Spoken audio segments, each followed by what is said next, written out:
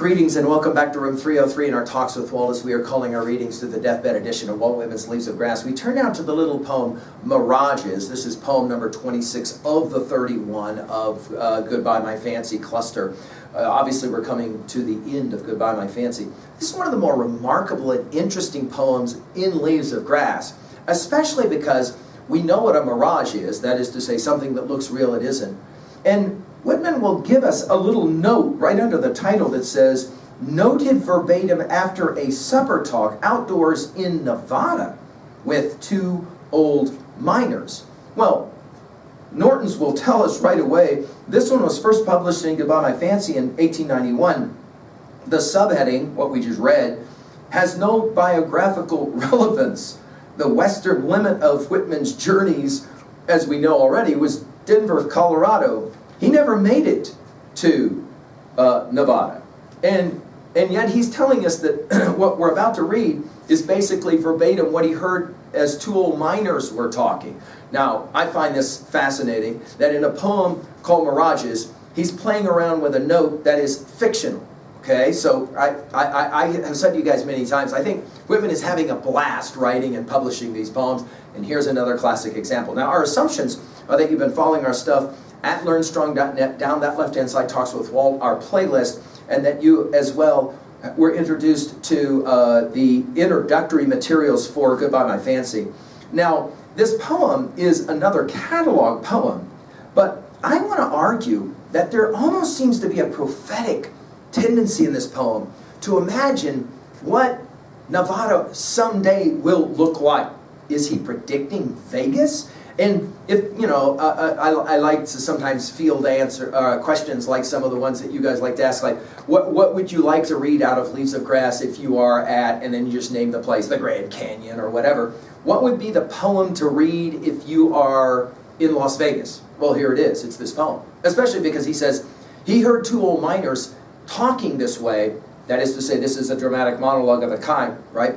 And it was in Nevada. All right. By the way, Mirages, you'll remember, has been used in the poem To a President as well as Passage to India 3. And now to the poem. More experiences and sights, stranger, than you'd think for. Now, in other words, it's as if the two miners are supposedly talking to each other, or they're talking to Whitman, and they say, you can't even imagine what the kinds of things we've seen out here. Times again, now mostly just after sunrise or before sunset, these mirages that have been seen. Sometimes in spring, oftener in autumn, perfectly clear weather in plain sight, camps far or near, the crowded streets of cities, and the shop fronts. Now, obviously, Nevada didn't have crowded streets and shop fronts when Whitman was publishing this poem. I mean, there weren't large cities out in the West, and certainly not in Nevada.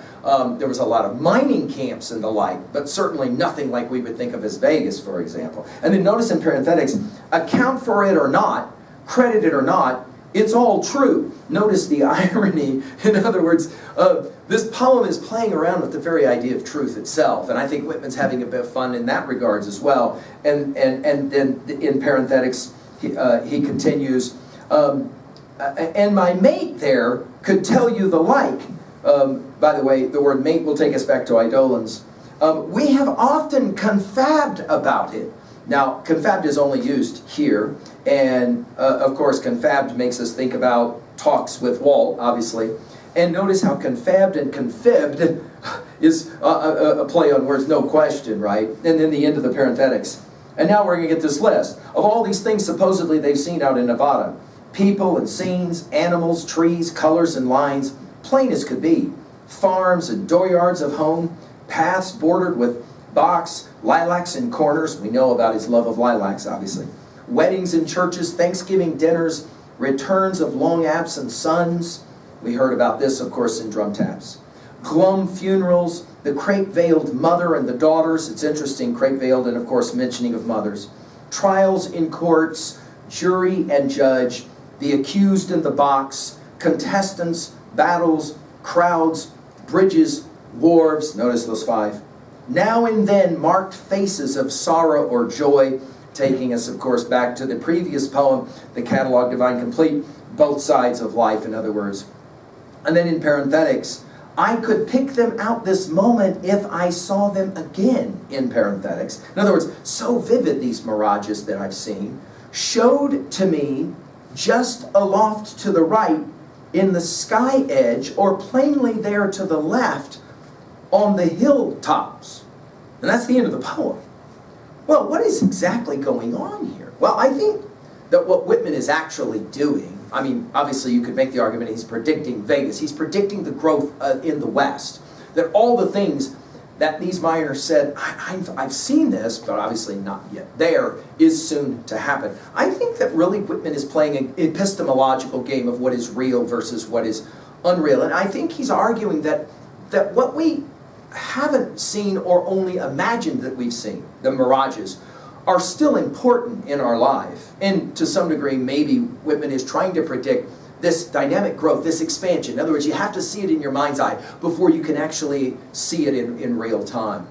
It's a great question to ask. What would Whitman, what would Twain, we're going to get to him in a little bit, what would those guys think about a town like Vegas out in the middle of the desert, in the middle of nowhere? At 2b, technically you could argue this is a dramatic monologue. I love the play on words with confabbed. The attempt, as Twain obviously played the game, of trying to capture some of that Western language, the Western articulation. Of course, as we said, Whitman never actually heard some of this spoken out in Nevada, because he never was in Nevada. His farthest west was Denver.